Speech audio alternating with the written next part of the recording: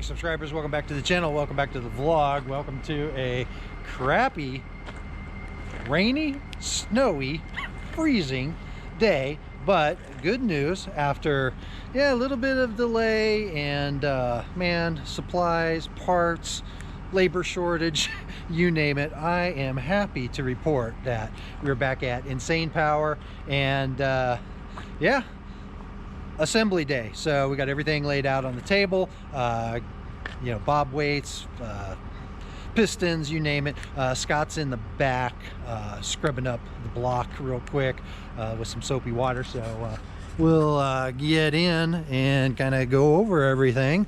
Man, like I said, it's it's been a few, but we're good now. So Scott was just showing me yeah, I got a bunch of orange stuff laying around, but over here on the bob weight machine, here we are, number 873. So we're trying to keep everything what was it, like under gram weight. So these are my numbers for right now. Oh yeah, I actually want to get back to this screen here. Let's get this close. Here we go. So yeah, anything under one is good. So that's where we're at the moment. And back here,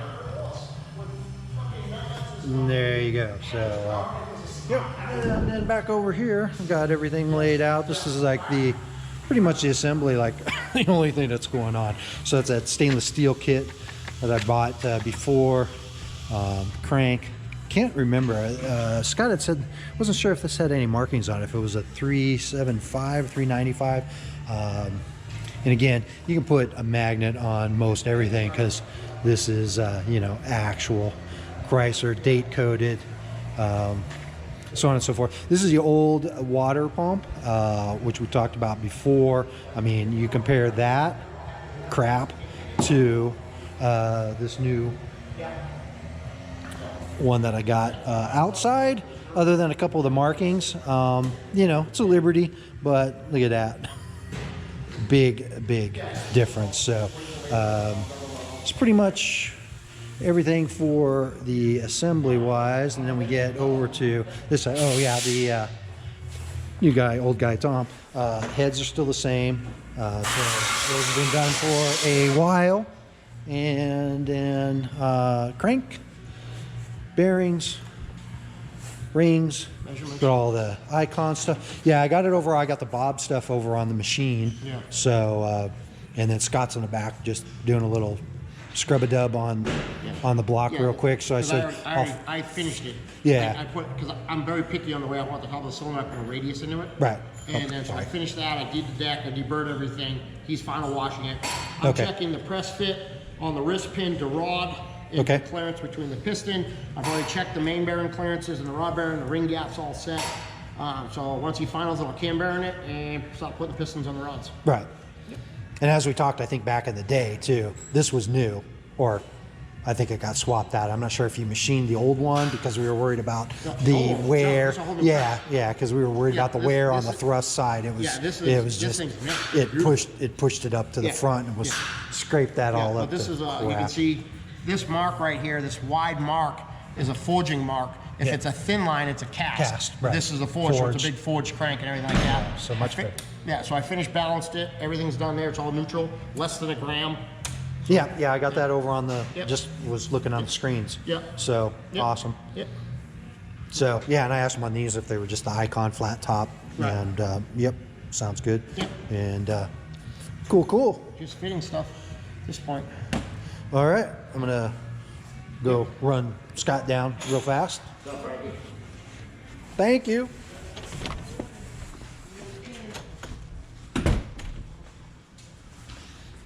Well, there he is. Hi, I gotta grab some brushes. Okay.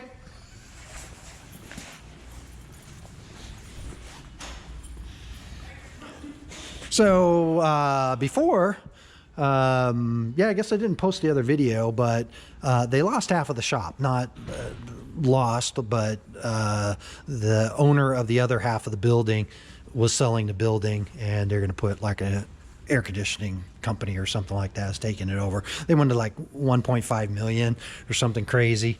And so, I mean, I would tend to agree too. And question before, yeah, the other parts and stuff like that are up here. So probably run upstairs and take a look there. But they seem to actually be happy with this layout because, yeah, it's less space, but kind of gets them back concentrating on just building motors instead of all the projects and everything. So Scott's just gonna grab some brushes and stuff and get this kind of scrubbed down and kind of go from there. So probably break the video for here. You kind of remember the assembly table. It used to be back here, but now they kind of moved some stuff there. So anyway, maybe if we're lucky, they'll be firing this block up because Scott was just telling me like blew a hole through the side, of the motor. But yeah. Anyway, there you go for right now, and gonna go from there. Scott's back with his brushes, so yeah. No point in filming that, but Yeah. we'll kind of go from there. So So basically what I do, Patrick, is I brush out all the oil galley holes. Yep, And yep. then I'll run pipe pipe cleaners. stuff, yeah, Yep. through all the water jackets and everything. Everything's all been deburred. Yep, that's what he said. Yep. And then on this side,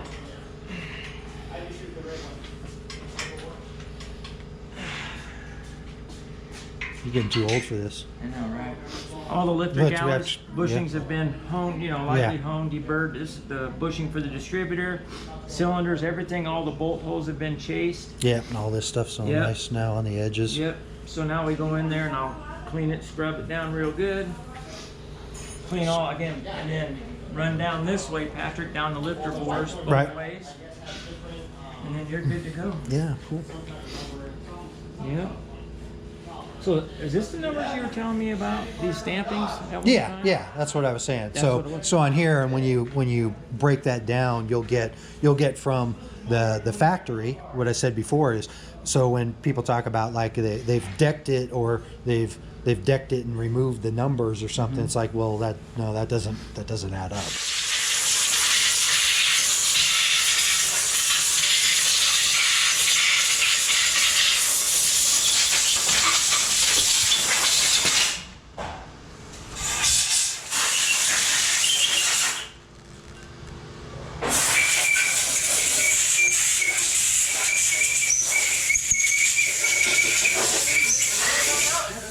Yeah, I don't need much.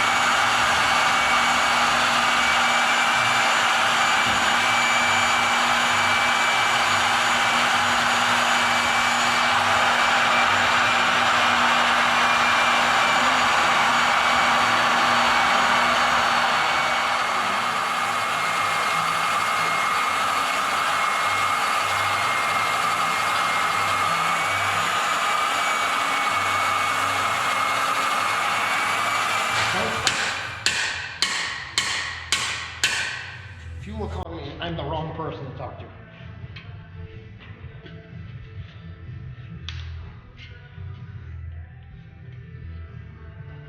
Perfect.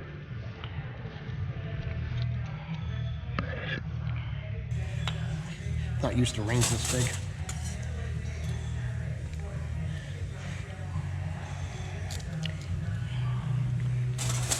Why, just because of the pistons? Or? Just, it's a thick ring. It's a thick ring. Yeah, all the new rings are in the millimeter. These are 16, 16, 3/16. So it's just big compared to normal stuff nowadays. This is old school stuff.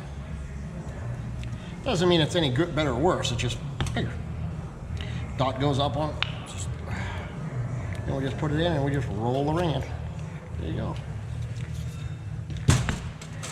People seem to get a kick out of me when I do that.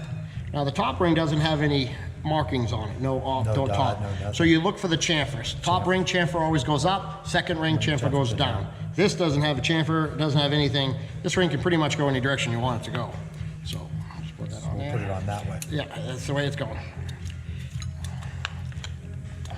Now people will say you have to line up the lines and everything like that. I line them up when I go to put them in. I don't put them on the bench lined up. Okay, right. So where everybody freaks out, I don't have the rings lined the right way. I'm just not done.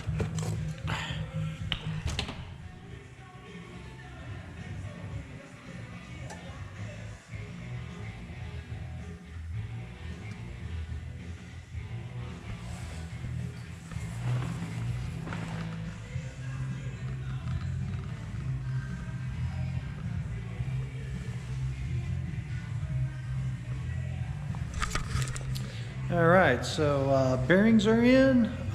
Crank needs to be kind of shaved down a little bit. Rods, pistons, rings, those are all done.